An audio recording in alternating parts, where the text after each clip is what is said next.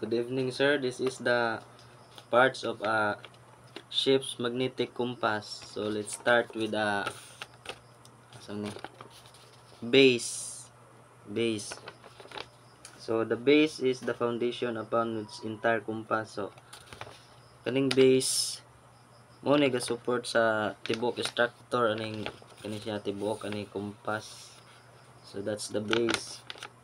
So next is healing magnet tube. This is the kari siya.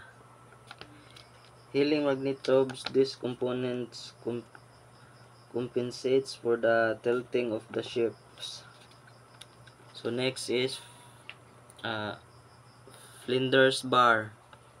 This Flinders bars.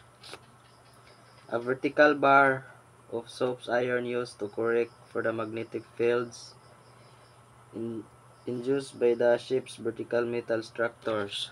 So this is the Flinders bars. Next is soft iron spear. So diri kani siya muna siya kanang lingin. A spears of soft iron that helps to reduce the effect of ship's magnetic field. So mo reduce day siya sa or siya mo tawag ganing mo reduce sa magnetic field sa barko kani siya lingin. Next is binacle stand. So kari siya asam ni kani tibuok ani kita kari siya. So muna siya ga support sa tibok kuan pod tibuok kaning sa ni tibuok kumpas kani siya muna siya.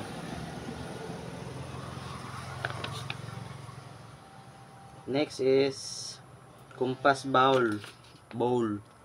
Compass bowl is sam to kari siya lingin dire. So murag mao na sa imong tan-awon guro sa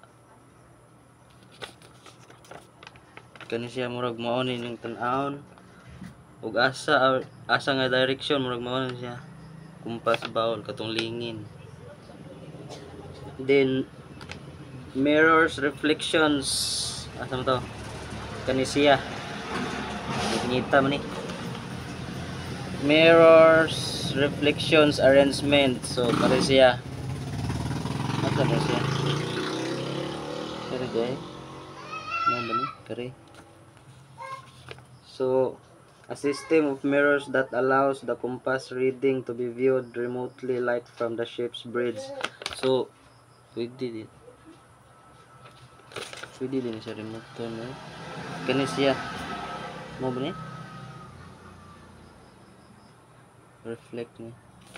So mga siya sir. The next is peephole going to the ship bridge. Kari siya sa ni kani. So mo ni siya ang this is the opening through which the compass reading is viewed on the bridge. So mo ni siya sa mo siya explain ani peepholes going to the ship bridge. So mo ni siya bangag ay dara di ay kani basta mauna siya mauna siya peepholes ano sa puti sunod ani artworks ship magnetic tray.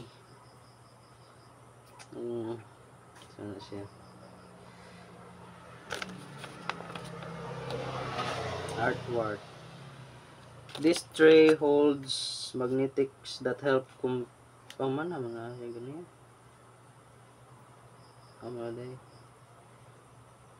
This trace holds magnetics that helps compensate for the ship's magnetic fields, ensuring accurate readings. The placement suggests the correct for magnetics along the ship with C and length B. So kani siya. So that's all parts of magnetic compass are wala sudan